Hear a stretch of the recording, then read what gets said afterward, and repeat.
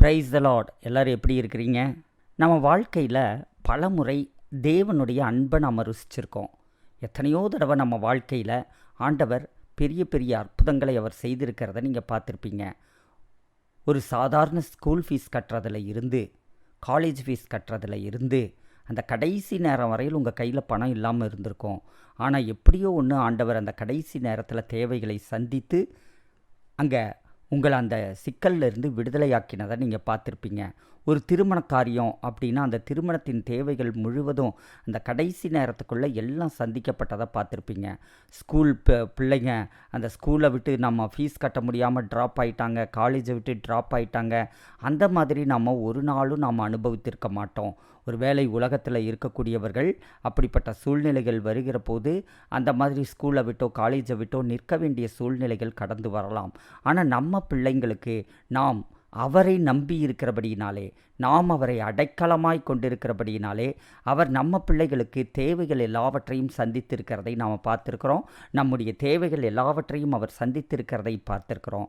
இன்றைய தினத்தில் நம்முடைய இந்த டீச்சிங்குடைய தலைப்பு துன்பத்தின் நேரத்தில் தேவனே அடைக்கலம்.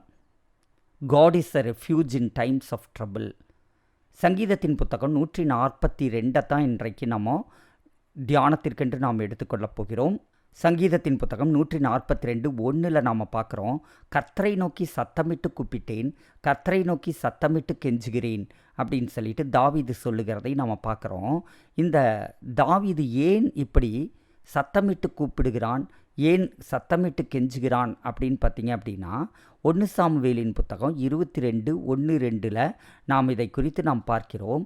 தாவீது அவ்விடத்தை விட்டு தப்பி அதுல்லாம் என்னும் கெபிக்கு போனான். அதை அவன் சகோதரரும் அவன் தகப்பன் வீட்டார் அனைவரும் கேட்டு அங்கே அவனிடத்திற்கு போனார்கள். ஒடுக்கப்பட்டவர்கள், கடன்பட்டவர்கள், முறுமுறுக்கிறவர்கள் யாவரும் அவனோடே கூடிக்கொண்டார்கள். அவன் அவர்களுக்கு தலைவனானான். இந்த பிரகாரமாக ஏறக்குறைய 400 பேர் அவனோடு இருந்தார்கள். பாருங்க, அவன் நெருக்கத்தின் நேரத்தில் அதுல்லாம் என்னும் குகையில் போய் தன்னை ஒழித்து கொண்டு அங்கே மறைந்திருந்தான். சத்துருக்களுக்கு மறைந்து அங்கே அவன் காத்திருந்தான் அப்படின்னு சொல்லிட்டு நம்ம பார்க்குறோம்.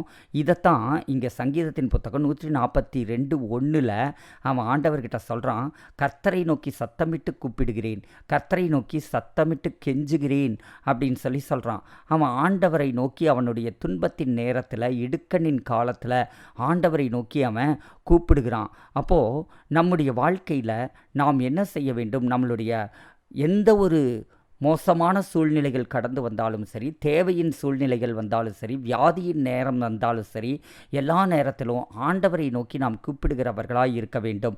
முதலாவது, நாம் புதிய ஏற்பாட்டு விசுவாசிகளாக அதெல்லாம் எனக்கு வரவே வராதுங்கிற அந்த விசுவாசத்தோடு கூட நாம் வாழ வேண்டும்.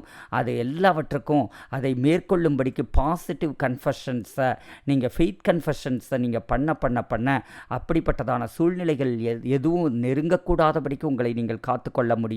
சரி, அடுத்தது இரண்டாவதாக, அவன் அந்த நெருக்கத்தின் நேரத்தில் கர்த்தரை நோக்கி அவர் உதவி செய்யும்படி அவன் கூப்பிடுகிறதை நாம் பார்க்கிறோம்.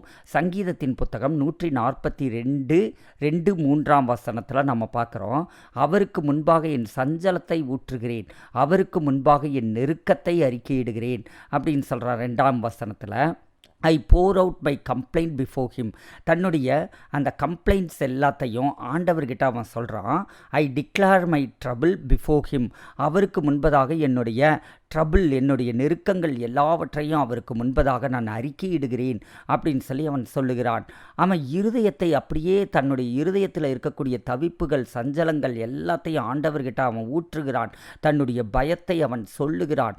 அதோடு கூட அவன் என்ன பண்ணுறான்? அவனுடைய நெருக்கத்தை அறிக்கையிடுகிறான். சரி, ஓகே.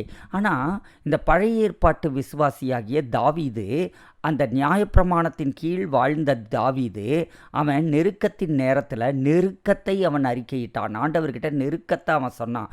உங்கள் இருதயத்தில் இருக்கக்கூடிய பிரச்சனையை நீங்கள் சொல்கிறதுல தப்பில்லை, ஆண்டவர்கிட்ட சொல்கிறதுல தப்பில்லை. ஆனால் உங்கள் ஜெபம் எப்படி இருக்க வேண்டும் அப்படின்னா, நீங்கள் உங்களுக்கு என்ன வேண்டுமோ அதை ஆண்டவரிடத்தில் ஸ்பெசிஃபிக்காக கேட்குற மாதிரி இருக்கணும். அதாவது நீங்கள் புதிய ஏற்பாட்டு விசுவாசிகளாய் இருக்கிறீர்கள், புது உடன்படிக்கையின் விசுவாசிகளாய் இருக்கிறீர்கள். உங்களுக்கான எல்லாவற்றையும் இயேசு கிறிஸ்து சிலுவையில் அவர் ஏற்கனவே செய்துவிட்டார்.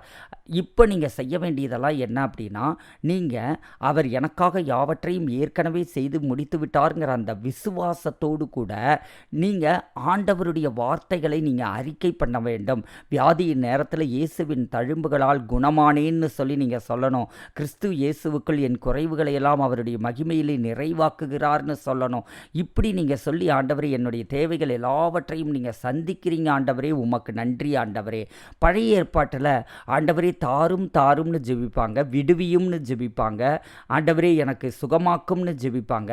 ஆனால் புதிய ஏற்பாட்டில் நீர் சுகம் தந்ததற்காக ஸ்தோத்திரம், நீர் விடுவித்ததற்காக ஸ்தோத்திரம். இங்கே ப்ரைஸிங்காக மாறிடுச்சு. அங்கே ப்ரேயராக இருந்தது, இங்கே ப்ரேயர் என்ன அப்படின்னு பார்த்தீங்கன்னா, பழைய ஏற்பாட்டில் ப்ரேயராக இருந்தது.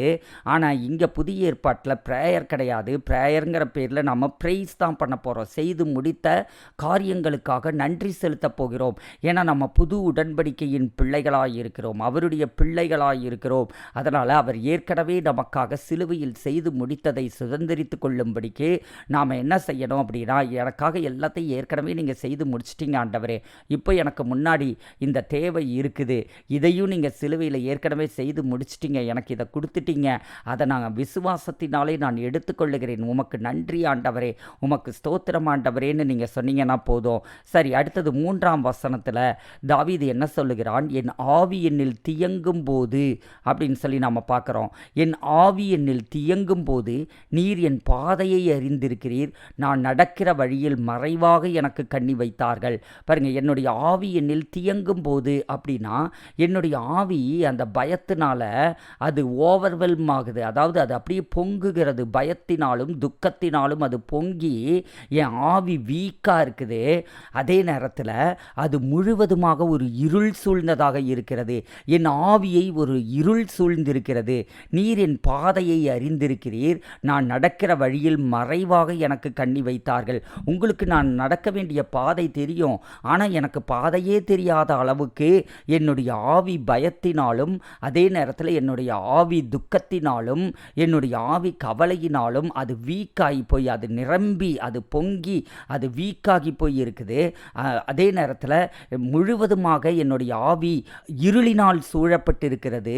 அந்த அசுத்த ஆவிகள் கொண்டு வருகிற அந்த பயம் இப்படிப்பட்டதான இருளினால் சூழப்பட்டிருக்கிறது. அதனால் உங்களுக்கு என்னுடைய பாதை தெரியும், ஆனால் எனக்கு என்னுடைய பாதையே எனக்கு தெரியல. அந்த அளவுக்கு பார்க்க முடியாத அளவுக்கு, தெளிவாக யோசிக்க முடியாத அளவுக்கு, தெளிவாக செயல்பட முடியாத அளவுக்கு மைண்டே பிளாக் ஆகி போய் இருக்கிறேன். என்னால் என்னுடைய சரீரம் செயலற்றதாக இருக்கிறது, மனம் செயலற்றதாக இருக்கிறது. நான் நடக்கிற வழியில் அவங்க மறைவாய் கண்ணி வைத்திருக்கிறார்கள் அப்படின்னு சொல்லி அவன் சொல்லுகிறான். ஆனால் புதிய ஏற்பாட்டு விசுவாசிகளாகிய நம்ம இதை அறிக்கை பண்ணணும். மைண்டு பிளாக் ஆகும் போதெல்லாம் நாம் அறிக்கை பண்ணணும். பயத்தின் ஆவியை அல்ல, பலமும் அன்பும் தெளிந்த புத்தியும் உள்ள ஆவியையே அவர் எனக்கு கொடுத்திருக்கிறார்னு நாம் அறிக்கை பண்ணணும். அதாவது நாம் இந்த பழைய ஏற்பாட்டு விசுவாசிகளைப் போலவோ அல்லது தாவீதைப் போலவோ நம்ம, ஆண்டவரே என் ஆவி அப்படியே துக்கத்தினாலையும் வேதனையினாலையும் பிரச்சனையினாலையும் பொங்கிட்டு இருக்குது, நான் இருளில் இருக்கிறேன் அப்படின்னு சொல்கிறதில்ல. பயத்தின் ஆவியை அல்ல, பலமும் அன்பும் தெளிந்த புத்தியும் உள்ள ஆவியையே நீர் எனக்கு கொடுத்திருக்கிறீர். நான் தெளிவாய் சிந்திக்கிறேன், தெளிவாய் செயல்படுகிறேன். ஆண்டவரே, நீர் என்னை விடுவிக்கிறீர். ஆண்டவரே, நான் விசுவாசிக்கிறேன், விசுவாசிக்கிறவனால் எல்லாம் கூடும் என்று நீர் சொல்லியிருக்கிறீர். நான் விசுவாசிக்கிறேன். இப்படி உங்களுடைய ஜபத்தில் ஒரு மாற்றம் இருக்க வேண்டும். பழைய ஏற்பாட்டு விசுவாசிகளை போலவே எனக்கு இந்த பிரச்சனை இருக்குது ஆண்டவரே, என்னை விடுவிக்க மாட்டீரா, இப்படி ஜெபிக்கிறதில்ல.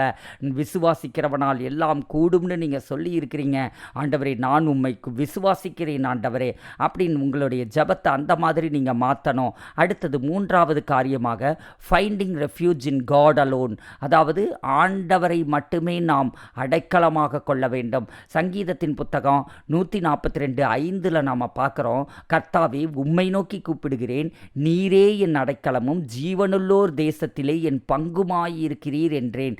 நான் உங்களை நோக்கி நான் கூப்பிடுறேன், நீங்கள் தான் என்னுடைய அடைக்கலம், ஜீவன் ஜீவனுள்ளோர் தேசத்தில் நீங்கள் தான் எனக்கு பங்கு ஆண்டவரே அப்படின்னு சொல்கிறான். இந்த மாதிரி வர்ற வசனங்களை நீங்கள் அப்படியே எடுத்துக்கலாம். நான் உங்களை நோக்கி கூப்பிடுறேன் ஆண்டவரே, நீங்கள் தான் எனக்கு அடைக்கலம். இது பழைய ஏற்பாட்டுக்கும் மாறாது, புதிய ஏற்பாட்டுக்கும் மாறாது, புது உடன்படிக்கையின் விசுவாசிக்கும் மாறாது, பழைய உடன்படிக்கையின் விசுவாசிக்கும் மாறாது. அப்போ நீங்கள் எனக்கு அடைக்கலம் ஆண்டவரே, ஜீவனுள்ளூர் தேசத்தில் எனக்கு நீங்கள் பங்குமாய் இருக்கிறீர் ஆண்டவரே, நான் உங்கள் பிள்ளையாய் இருக்கிறேன் ஆண்டவரே, நீங்கள் தான் எனக்கு அடைக்கலம் ஆண்டவரே. நீங்கள் எனக்கு இந்த ஆசீர்வாதங்களையெல்லாம் கொடுத்துருக்கிறீங்க, சிலுவையில் எல்லாத்தையும் சுதந்திரித்து கொடுத்துருக்கிறீங்க. அதை நான் விசுவாசிக்கிறேன் ஆண்டவரே, அதை நான் கிளைம் பண்ணுறேன், அதை நான் எடுத்துக்கிறேன் ஆண்டவரே. உங்ககிட்ட தான் எனக்கு பாதுகாப்பு இருக்கிறது.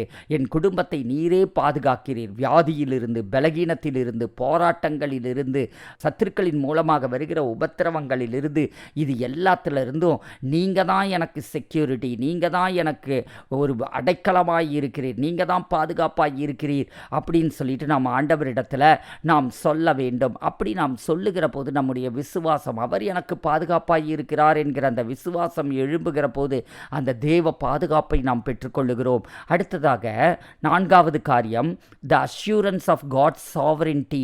ஆண்டவருடைய அந்த கர்த்தத்துவம் நமக்கு என்ன அஷ்யூரன்ஸை கொடுக்கிறது, எந்த உறுதியை கொடுக்கிறதுன்னு பார்த்தீங்கன்னா, ரோமர் 8ஆம் அதிகாரம் 28ஆம் வசனம், அன்றியும் அவருடைய தீர்மானத்தின்படி அழைக்கப்பட்டவர்களாய் தேவனிடத்தில் அன்பு கூறுகிறவர்களுக்கு சகலமும் நன்மைக்கு ஏதுவாக நடக்கிறது என்று அறிந்திருக்கிறோம். பாருங்க, அவருடைய தீர்மானத்தின்படி அழைக்கப்பட்டவர்களாகிய உங்களுக்கு, தேவனிடத்தில் அன்பு கூறுகிற உங்களுக்கு சகலமும் நன்மைக்கு ஏதுவாக நடக்கிறது என்று அறிந்திருக்கிறோம்.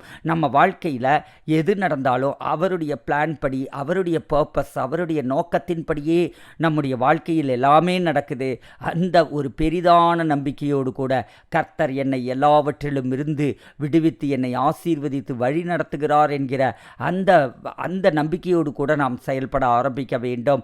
5வதாக, ஆண்டவருடைய விடுதலையை நாம் விசுவாசிக்க வேண்டும்.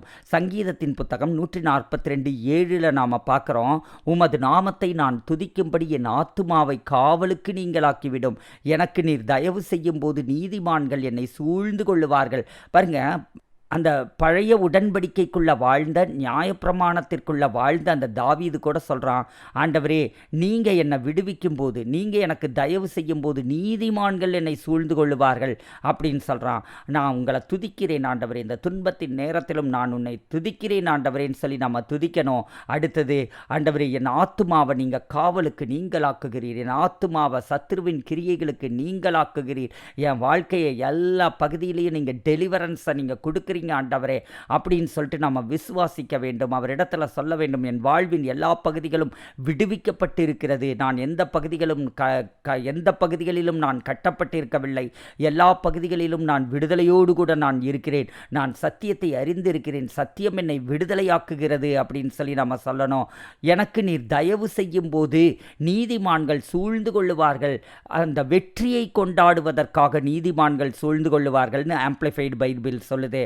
அப்போது நீதிமான்கள் உங்களை சூழ்ந்து கொள்வார்கள். அவன் கான்ஃபிடென்ட்டாக சொல்கிறான், நீங்கள் என்னை விடுதலையாக்குறீங்க, நீங்கள் விடுதலையாக்கும் போது, நீங்கள் தயவு செய்யும் போது நீதிமான்கள் என்னை சூழ்ந்து கொண்டு எங்களுக்கு கிடைச்ச வெற்றியை நாங்கள் கொண்டாட போகிறோன்னு சொல்கிறான். அப்போ நாமும் அப்படியே நாம் சொல்ல வேண்டும், ஆண்டவரே எங்களை நீர் விடுதலையாக்குகிறீர், ஆண்டவரே எங்களை நீர் விடுதலையாக்கி இந்த காரியத்தில் எங்களுக்கு ஒரு அற்புதத்தை செய்கிறீர், நாங்கள் எல்லாரும் இணைந்து குடும்பமாக சபையாக நாங்கள் கொண்டாடுகிறோம் ஆண்டவரே அப்படின்னு சொல்லி நம்ம சொல்லணும். நன்றி ஆண்டவரே, அருமை பிள்ளைகளை உம்முடைய வல்லமையுள்ள கரங்களில் ஒப்புக் கொடுக்கிறேன் ஆண்டவரே. அப்பா உமக்கு ஸ்தோத்திரம். துன்பத்தின் நேரத்தில் ஆண்டவரே நாங்கள் உலக பிரகாரமாய் இருக்கக்கூடியவர்களை போல் அல்லாமல் ஆண்டவரே நாங்கள் உம்மையே அடைக்கலமாக கொண்டு உம்மையே நாங்கள் சார்ந்து கொள்ளத்தக்கதாக அந்த பழக்கம் எங்களுக்குள்ள பெருகத்தக்கதாக கர்த்தர் உதவி செய்கிறதற்காக ஸ்தோத்திரம் ஆண்டவரே. எங்களுடைய அந்த நெருக்கத்தின் நேரத்தில் எல்லாம் உம்மை நோக்கி கூப்பிடத்தக்கதாக ஆண்டவரே கர்த்தர் எங்களுடைய இருதயத்தை ஆயத்தப்படுத்துகிறதற்காக ஸ்தோத்திரம் ஆண்டவரே. உம்மையே நாங்கள் அடைக்கலமாய் கொண்டிருக்க கர்த்தர் உதவி செய்கிறதற்காக ஸ்தோத்திரம் ஆண்டவரே. விடுதலையின் நேரத்தில் உம்மையே நாங்கள் சார்ந்து கொள்ளுகிறவர்களாக, உம்மையே நம்புகிறவர்களாக ஆண்டவரே எங்களை நடத்துகிறதற்காக ஸ்தோத்திரம். இயேசு கிறிஸ்துவின் ஜீவனுள்ள நாமத்தினாலே உம்முடைய பிள்ளைகள் எந்தெந்த நெருக்கத்தின் பாதைகளுக்கு மத்தியில் கடந்து போய் கொண்டிருக்கிறார்களோ அந்த நெருக்கங்கள் எல்லாவற்றையும் நான் கடிந்து கட்டி அப்புறப்படுத்துகிறேன். அவை விலகுவதாக, அதிலிருந்து விடுதலையாவார்களாக, அதிலிருந்து சுகம் சுகம் பெறுவார்களாக, அதிலிருந்து ஆசீர்வதிக்கப்படுவார்களாக, அதிலிருந்து செழிப்படைவார்களாக என்று சொல்லி நான் ஆசீர்வதிக்கிறேன். கர்த்தர் பொறுப்பெடுத்துக் கொள்ளும். இயேசுவின் நாமத்தில் ஜெபிக்கிறோம் எங்கள் நல்ல பிதாவே. God bless you.